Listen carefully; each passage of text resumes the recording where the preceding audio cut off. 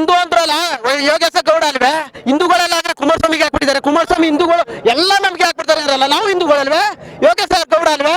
ಅವ್ನು ಮಾತ್ರ ಗೌಡನೇ? ಒಕ್ಕಲಿಗ ಗೌಡ ಯಾರೋ ಯೋಗೇಶ್ ಅವ್ರ ಎಂತ ದಾಸಗಲ್ಲ ಇಟ್ಕೊಂಡ್ರು ಅಂತ ಅವರು ಯಾರೋ ಕುಮಾರಸ್ವಾಮಿ ಅವರು. ಯೋಗೇಶ್ ಅವರು ವಿನ್ ಆಗಿದ್ದಾರೆ. ನಮಗೆ ತುಂಬಾ ಖುಷಿ ಆಗೈತೆ.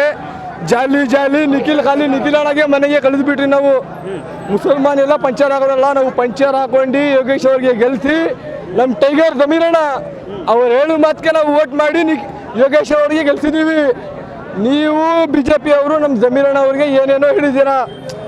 ಹೇಳಿರೋದೇ ಅವರು ಒಂದು ಮಾತು, ಇವರು ಹೇಳಿದ್ದು ತಪ್ಕೊಂಡು ಬೇರೆದು ಹೇಳಿದ್ದಾರೆ. ಅದಕ್ಕೆ ನಾವು ಈಗ ಯೋಗೇಶ್ ಅವರು ಗೆಲ್ಬಿಟ್ಟಿದ್ದಾರೆ.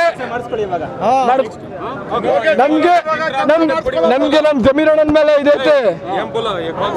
ಇಕ್ಬಾಲ್ ಹುಸೇನ್ ಅವರು 15 ದಿನ ಹಗಲು ರಾತ್ರಿ ಕೆಲಸ ಮಾಡಿದ್ದಾರೆ. ಯೋಗೇಶ್ ಅವ್ರು ಗೆದ್ದಿದ್ದಾರೆ. ಜಾಲಿ ಜಾಲಿ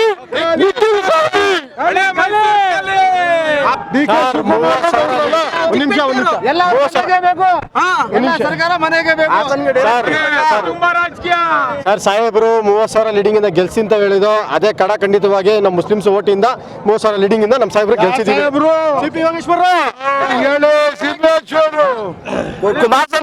ಕುಮಾರಸ್ವಾಮಿ ಅವರು ಡೈರೆಕ್ಟ್ ಹಾಸನ್ಗೆ ಹೋಗ್ಬೇಕು. ಈಗ ಏನು ಕಾರಣ ಇಲ್ಲ, ಚನ್ನಪಟ್ಟಣ ಜಾಗ ಇಲ್ಲ ಇವ್ರಿಗೆ, ಫ್ಯಾಮಿಲಿಗೆ, ಕುಟುಂಬಕ್ಕೆ. ಹಬ್ಬ ದಸರಾ ನಾವು ಮುಸಲ್ಮಾನರು ಓಟ್ ಬೇಡ ಅಂದ್ರು, ಆದ್ರೆ ನಾವು ಪಂಚರ್ ಹಾಕೋರು. ನಾವೇನ್ ದೊಡ್ಡ ಮನುಷ್ಯ ಇಲ್ಲ, ಕೆಲಸ ಮಾಡೋರು, ವೆಲ್ಡಿಂಗ್ ಮಾಡೋರು. ಆದ್ರೆ ಎಲ್ಲ ಸೇರಿ ವೆಲ್ಡಿಂಗ್ ಮಾಡಿದ್ದೀವಿ, ಯೋಗೇಶ್ ವೆಲ್ಡಿಂಗ್ ಮಾಡ್ಕೊಂಡಿದ್ದೀವಿ.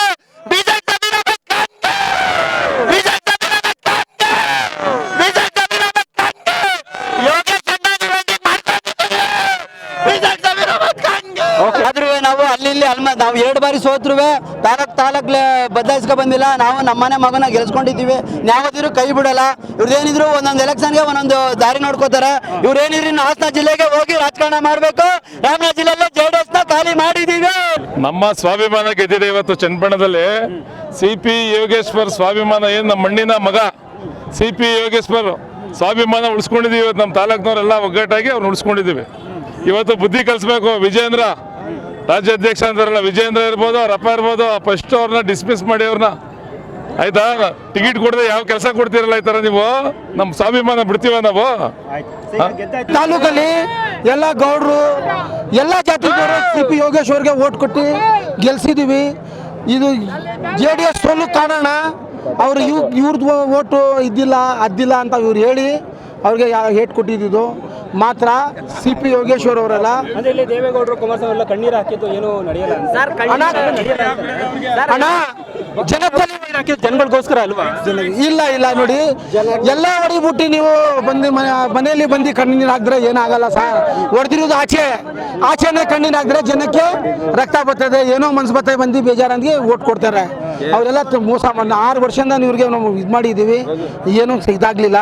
ನಮ್ಮ ಓಟೇ ರೆಸ್ಪಾನ್ಸ್ ಇಲ್ಲ ಅಂದ್ರೆ CP ಯೋಗೇಶ್ವರ್ ಕಂಟಿನ್ಯೂ. ಈಗ ಯಾರು ಬೇರೆ ಯಾರು ಬರಲ್ಲ. ಅವ್ರಿಗೆ ನಾವು ಗೆಲ್ಸಿದೀವಿ.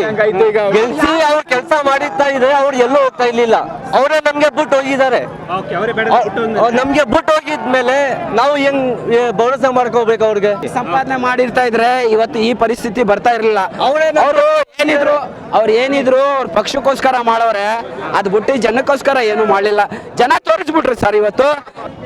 ನಾವು 10ರಿಂದ 15,000 ನಾವು ನಂಬಿಕೆ ಮಾಡಿದ್ದು, ಅದ್ರ ಮೇಲೆನೆ ಹೋಗೋದೆ. ಅಲ್ಲ ಮುಸ್ಲಿಂ ಅಂತ ಅಲ್ಲ, ನೀವು ಮುಸ್ಲಿಂಗೆ ಪೂರ್ತಿ ಕೊಡ್ಬೇಡಿ ಗಿಫ್ಟ್. ನೀವೇ ಮಾತಾಡ್ತಾ ಇರೋದು. ಮುಸ್ಲಿಂ ಇಲ್ಲ, ಎಲ್ಲ ಚನ್ನಪಟ್ಟಣ ಕಾರ್ಯಕರ್ತರು, ಎಲ್ಲ ಜನ, ಎಲ್ಲರೂ ಸೇರಿ ಮಾಡೋದಕ್ಕೆ ಇವತ್ತು CP ಯೋಗೇಶ್ವರ್ಗೆ. ಹೌದು ಸರ್, CP ಯೋಗೇಶ್ವರ್ ಸರ್ವ ಸಮುದಾಯದ ನಾಯಕರು. ಅವರು ನೀರಾವರಿ ಕೆಲಸ ಮಾಡಿದ್ದಾರೆ. ನಮ್ಮ ಸಮುದಾಯ, ಮುಸ್ಲಿಂ ಸಮುದಾಯಕ್ಕೆ ಈದ್ಗಾ ಮತ್ತು ಬೀಡಿ ಕಾರ್ಮಿಕರದ್ದು ಒಂದು 220 ಮನೆ ಇದ್ರ ಹಿಂದೆ ಮಾಡಿದ್ರು, ಮತ್ತೆ 600 ಮನೆ ಮಾಡ್ತಾ ಇದ್ದಾರೆ. ಮುಸ್ಲಿಂ ಸಮುದಾಯದ ಪರ ಹೇಳ್ತಾ ಇರೋದು, ವಾದ ಮಾಡ್ತಾ ಇರೋದು ನಾನು.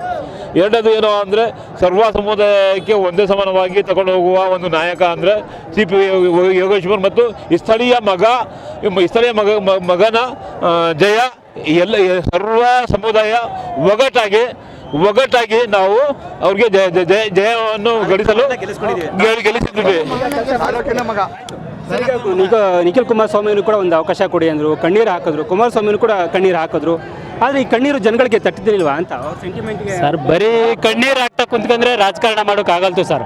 2 ಸಾರಿ ಹಾಕಿದ್ರು ರಾಜಕಾರಣಕ್ಕೆ. ರಾಜಕಾರಣಕ್ಕೆ ಅವ್ರು ಕಣ್ಣೀರು ಹಾಕಿದ್ರು, ಅಭಿವೃದ್ಧಿಗಲ್ಲ.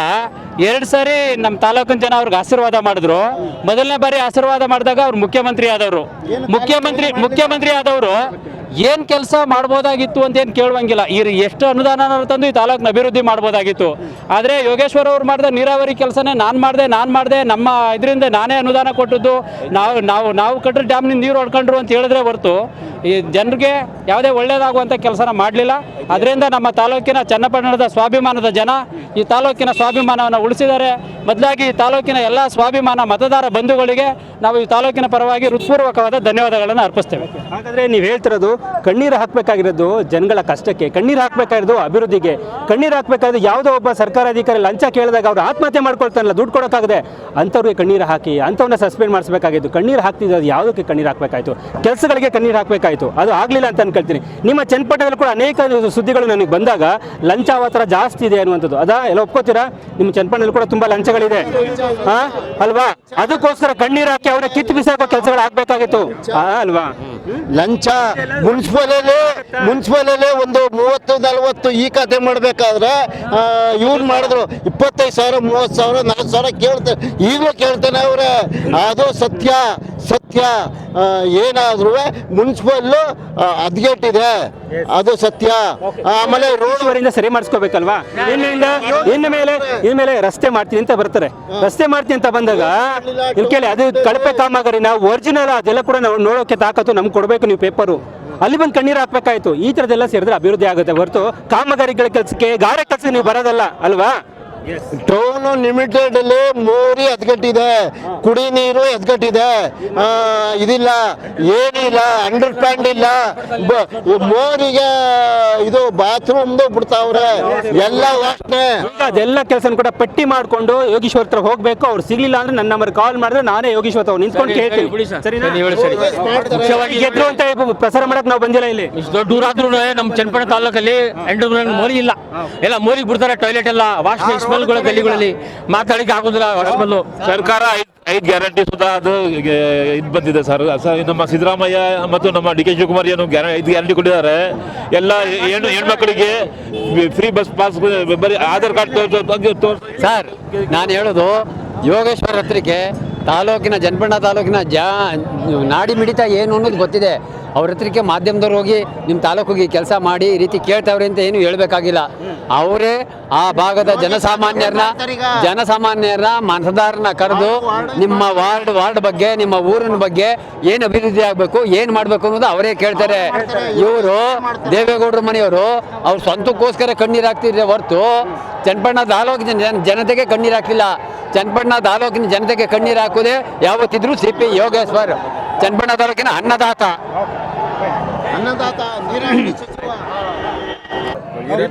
ಈಗ ಇಲ್ಲಿ ಭಗೀರಥ ಅಂತ ಪ್ರೂವ್ ಮಾಡಿಬಿಟ್ಟಿದ್ದಾರೆ.